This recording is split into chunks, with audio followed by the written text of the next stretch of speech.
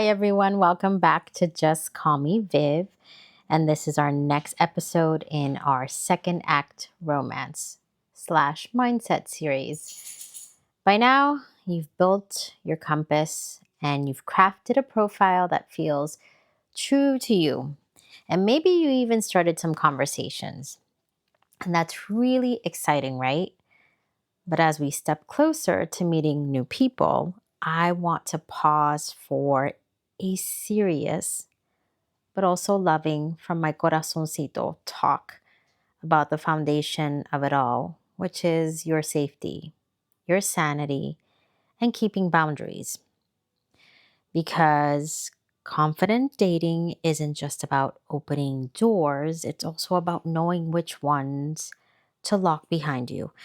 And I want you to hear me say this. You deserve to feel safe and steady as you put yourself out there. So, the first thing we're going to talk about is creating emotional safety and protecting yourself from the ghosting effect. And dating can feel like a roller coaster. Trust me, it's scary. The highs are thrilling. You're buzzing after a great conversation, but the lows, they sting. Getting ghosted, for example, dealing with rejection, those things can stir up old wounds and leave you questioning yourself. I've been there, staring at my phone, rereading texts, and wondering, what did I do wrong? Was I not enough? And if you felt that too, you're not alone.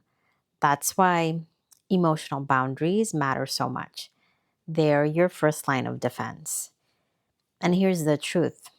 When someone disappears or disrespects you, it's not about your worth. Honestly, it really isn't. That behavior is a reflection of them, their capacity, their communication skills or lack of communication, and their character. And your boundary is your reminder to yourself that you're still worthy, you're still lovable, and you get to decide what to do with the information their behavior gives you. And so I think it's really important that you focus on your boundaries. Dating can feel really hard. I'm really new to it. I haven't dated in almost 10 years. It's been over 9. I dated someone seriously for a couple months and it ended up in heartbreak. But part of that was that I had to choose myself and I had to have respect and love for myself um, when my needs weren't being met in a relationship. So remember that it's not failure, it's clarity, and clarity is power. Clear is kind, people. All right. So let's find some practical ways to stay safe because it's not just emotional safety, but also physical safety, and that's non negotiable. So, one of the things that I did was use a Google voice number so that I don't have to give out my real number. The only person who I ever gave my number directly to was the man that I dated seriously. I tell you that our connection was instant and I don't know how to explain it. This is only the second time in my life that this has happened. The first time was when I was 31, and this time when I was 50. When you just connect with another person, it's like the sparks that fly. It's intense and it's amazing. But anyway, I digress. I want to talk about your physical safety, the basics may sound simple, right? So I set up a Google Voice number so that I didn't have to share my number right away with anyone. And I really didn't have to because, again, I met someone that I dated for a couple months. So for you, it may feel like setting up a Google Voice number, an alternative number that you share when you're talking to people in the first stages and you want to get to know them off the application.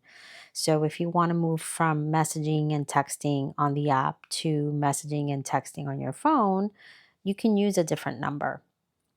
And again, the basics may sound simple, but they matter. Um, Beyond just communication, when it's now time to meet in person, you want to make sure you're meeting in a public place for the first few dates. And you want to let a trusted friend know where you're going and who you're meeting, and send them a screenshot of the photo and when you expect to be home.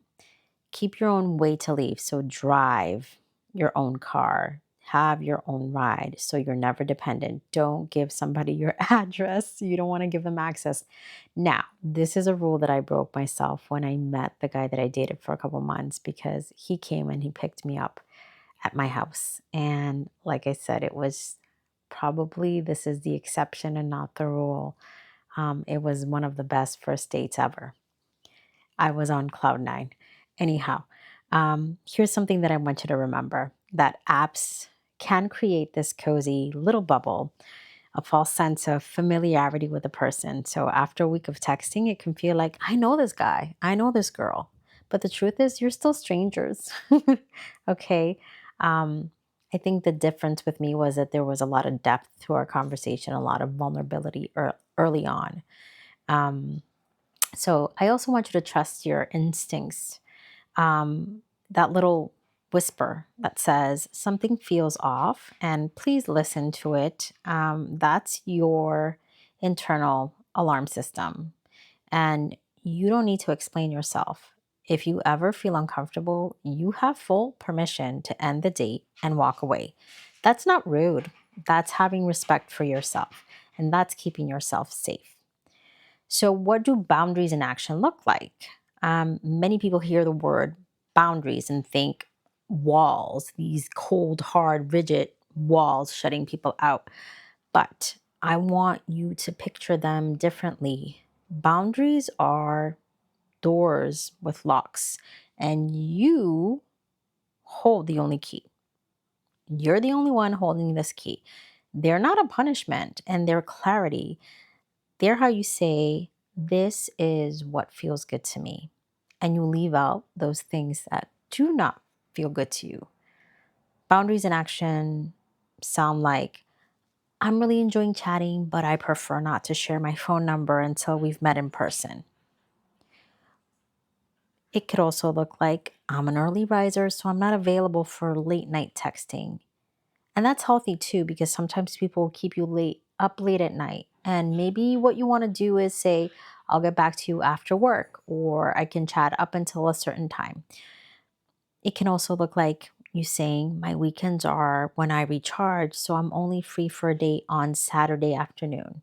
Again, clear is kind. Communication is also being kind. And notice how the statements that I just shared with you, they're simple, kind, and firm. A person who's genuinely interested in you, who thinks that you're the cat's meow, right, is going to respect them without hesitating. And someone who pushes back, well, they're showing you who they are. And believe me, that's valuable information right from the start. Sometimes people will ask you for pictures. Listen, I've gotten that. And it's okay to say no. I'm not going to send you a picture. Um, the other side of online dating is that it can feel exhausting and tiresome, and you can get into your head. So there's a reality of dating burnout. And if, like me, you've ever felt exhausted by the endless swiping, messaging, and hoping, you're not alone. It has a real name, dating burnout. And like I said, it's really very real. In fact, more than half of online daters are reporting feeling some sort of dating burnout. For me, I joined at the end of April this year, and I was on for a couple weeks, and I paused. I was overwhelmed by the sheer volume. I needed a break, and then I decided to rejoin in earnest probably about 3 weeks later, um, closer to like end of May. And then in the beginning of June was when I met the person that I dated all summer. So I really didn't meet a lot of people. I went on a couple dates, I think, before I met the guy that I dated seriously for a couple months. So, you're not alone if you get burned out by this online dating thing, and it's okay for you to pause. That's your permission slip. You don't owe the apps your constant attention. If dating starts to feel like a chore, log off, delete the apps for a week, even a month. You're not falling behind, you're taking care of yourself. In fact, this was a tidbit that I got from the first guy that I went on a coffee date with. We didn't go on any more dates after that, but he said that he only turns on the apps or goes on the apps on the weekends. And during the week, he just remains focused on his life, his activities. And that was really helpful information because it kept me from feeling so bogged down by having to respond or talk to people. So again, your profile is going to be there when you're ready, right? You can pause something, delete something.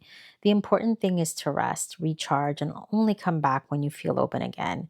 And you get to set the pace, right? So I broke up after the summer relationship and I waited about 5 or 6 weeks. I tried to join the dating world and I got ghosted. So guess what? I'm on pause. I'm not going to pursue dating because I'm working on some projects and things that I'm interested in. And so if love comes knocking on my door naturally, I'll welcome it. But other than that, I'm not out here on the dating apps for the moment. I may change my mind. But again, that's the whole point. You get to change your mind. You don't have to stick to one app in the hopes that you're going to meet your future partner. You can give it a pause. Um, and how do you stay grounded during the dating? Like when you're dating, um, one of my favorite tools or things that I like to do is what I call a post date debrief. It's just a quiet check-in with yourself after a date or even after a week of chatting with someone. And you want to ask yourself, what did I learn about myself in that interaction? Did I feel respected and seen? Did I feel joy, curiosity, or anxiety? Did I honor my own boundaries? And sometimes you meet people that you appear on paper to be polar opposites, but you respect each other and where each other stands. And I think that's what stands out, that sometimes you think you're looking for someone and then someone who you least expect kind of shows up in your life. And I think relationships like that can work when you respect the other person and what they're coming from. You don't have to have the same interests, do the same things, watch the same shows. You can like completely different things and still have respect for the other person. And I think that's what makes relationships work. Do you have the same energetic vibe? And I did with this person. So who came into my life, kind of like a storm. That's what I call him because he came into my life to stir things up. But anyway, if the answers to those questions that I just mentioned, did you honor boundaries, feel joy, curiosity? If those are negative, the answers are consistently negative, then again, it's not failure, it's wisdom, it's information. That's you recognizing the signs and steering yourself back towards what you deserve. And it's your compass. Remember the compass that we talked about? It's pointing you home, um, keeping you navigating in the direction of where you want to go and the type of relationship that you want. So, here's your gentle reminder, friends. Safety is your right. Boundaries are self respect in action, and rest is part of the journey. Hold on to those, and you'll find yourself dating from a place of strength, not fear. You're going to be dating from a place of abundance and not lack. You're going to come from a place of openness and curiosity and not doubt or mistrust. And again, if you're feeling weary, remember you're not walking this path alone. I'm right here cheering you on. I'm kind of new at this. And again, my background as a therapist helps me navigate this dating world, but I'm still full of fear. And sometimes I'm terrified about, putting myself out there. But what I haven't lost is hope. I am hopeful that I will meet my forever person. Well, I thought I met him. um, and I still think he might be. I don't know. Who knows?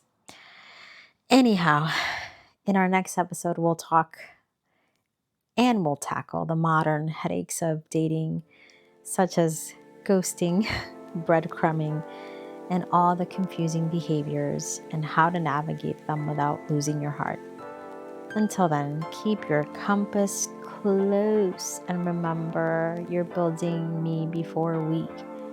If you liked today's episode, please like and subscribe, share it with a friend, and until next time, take care.